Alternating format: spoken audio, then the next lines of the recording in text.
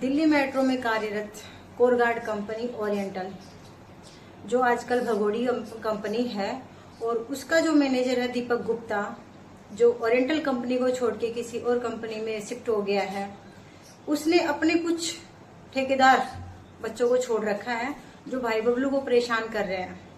वो उसको वार्निंग देते हैं कि बबलू कुछ नहीं कर सकता, लेकिन ओरिएंटल कंपनी में जो कर्मचारी, जो मेरे भाई और बहन जिन्होंने ड्यूटी की है और अपनी 4 महीने की सैलरी के लिए वो तरस रहे हैं, क्या वो भाई बबलू के पास जाके खड़े हुए?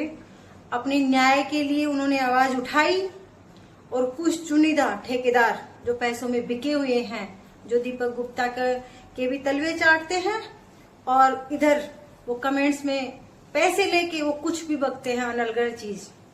मैं आपको बता दूं कि अगर ओरिएंटल कंपनी ने आपके पैसे खाए हैं, दिल्ली मेट्रो की जो ये कंपनी भ्रष्ट कंपनी है, इस कंपनी ने अगर आपके पैसे खाए हैं, और जिन बच्चों के खाए हैं, हिम्मत नहीं है क्या उनको लेने की? डर किस बात का है?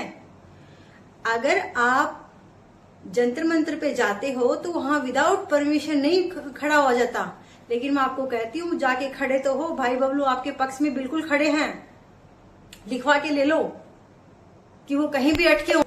जो बंदा दीपक गुप्ता के तलवे चाटता है, मैं उसको बता दूं कि वो दोनों हाथों में लड्डू ना रखे। और जो बच्चे ओरिएंटल कंपनी में ड्यूटी करके निकले हैं और जिनकी सैलरी रुकी हुई है, वो अपनी हिम्मत रखे, भाई बबलू के पास जाओ तो सही, या आपकी आवाज भी वही उठाए, या आपके लिए जो काम करे वही करे।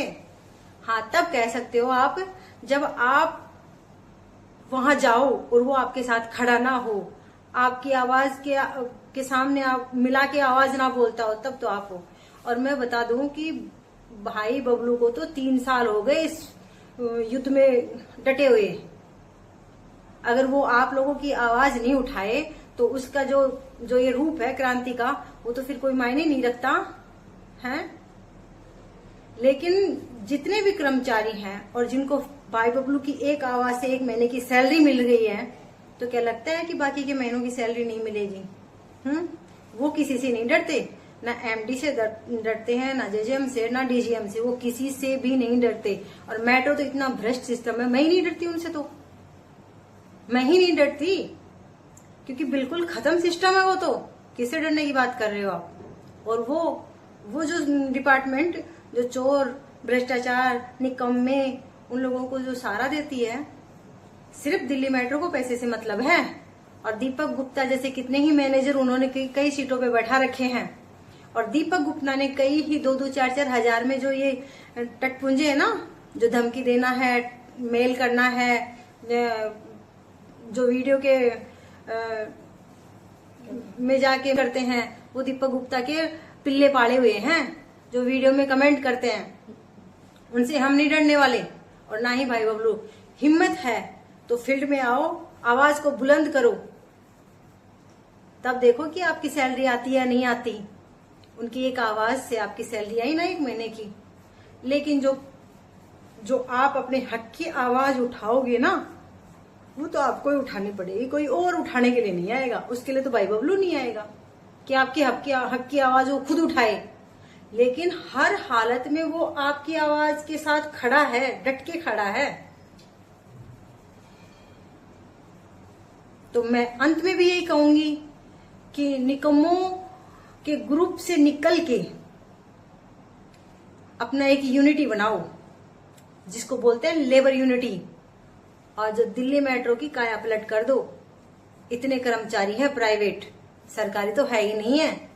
तुम्हारे हिसारों पे चले मेट्रो, अगर तुम्हें हिम्मत हो तो। लेकिन अगर दीपक गुप्ता जैसे कि बैठे हैं, इतनी कोरगार्ड कंपनियों में बैठे हैं, उन ठेकेदारों के 2-2, 4-4 हजार के चक्कर में उनके तलवे चाटोगे तो कुछ उद्धार नहीं होगा, ऐसा ही हाल होता रहेगा। और मेरे जैसे और भाई बबलू जैसे तो कोई मतलब नहीं है, कितने ही भोगते रहो, फिर कुछ नहीं होने का। अगर जंतर मंतर में जाओ तो वहां भाई बबलू आपके साथ डट के खड़ा है, और वो खड़ा ही रहेगा। जो ओरिएंटल कंपनी का जो मैनेजर दीपक गुप्ता है, उसको क्या फर्क पड़ा है? उधर से कंपनी को भगाया, फ्रॉड किया। फ्रॉड तब किया ना, कितना मोटा गबन किया है फ्रॉड करने में। कोई फर्क नहीं पड़ा उसको, ना ही एमडी को फर्क पड़ा है। क्यों? उस कंपनी में जितने कर्मचारी थे उसकी 4 महीने की सैलरी खा गया। फ्रॉडगिरी करने में क्या जाता है? सभी कर्मचारियों की सैलरी खाने के बाद में फ्रॉडगिरी करने में वो तो एसकेएम कंपनी में आ गया ना, जो टोम ऑपरेटर कंपनी है उसमें आ गया। क्या गया उसका कुछ नहीं गया। लेकिन उसके ही दल्ले हैं जो चंद पैसों में उससे बिके हुए हैं, जो कमेंट्स बॉक्स में जाके उल्टे सीधे कमेंट्स करते हैं, जो पहले दीपक गुप्ता के साथ मिलकर वसूली का काम करते थे। जैसे हफ्ता वसूली होती है ना, दिल्ली मेट्रो में मंथली वसूली होती है। जब तक वो वसूली नहीं पूछती बंदे की ड्यूटी नहीं लगती, चाहे कोर गार्ड हो, चाहे यहां तक हाउसकीपर की भी ऐसा ही हाल है, और टॉम ऑपरेटर की तो पूछो ही मत। तो ये जो कमेंट्स में उल्टे सीधे धंधे कर रहा है ना, उल्टे सीधे कमेंट्स कर रहा है, ये पता है दीपक गुप्ता का राइट हैंड है जो वसूली का काम करता था, सबको पता है। लेकिन मैं ओरिएंटल कंपनी में जितने भी भाई और जितने भी मेरे साथी काम कर रहे थे और जिनकी सैलरी रुकी हुई है, आवाज तो आपको ही उठानी पड़ेगी। आगे तो आपको ही आना पड़ेगा। हम लोग तो आपके साथ है, भाई बबलू आपके साथ खड़ा है, कदम से कदम मिला के खड़ा है, वो किसी से नहीं डरता। लेकिन आगे तो आपको ही आना पड़ेगा, क्योंकि आपके हक की आवाज है, आपका पैसों का गबन किया है उसने, तो आना तो आपको पड़ेगा। पीछे कोई अगर पीछे हट गया तो भाई बबलू भी कुछ नहीं कर सकते। वो ऐसे नहीं कि भाई वो आप भागे जा रहे हैं और वो पीछे पीछे आएंगे, नहीं।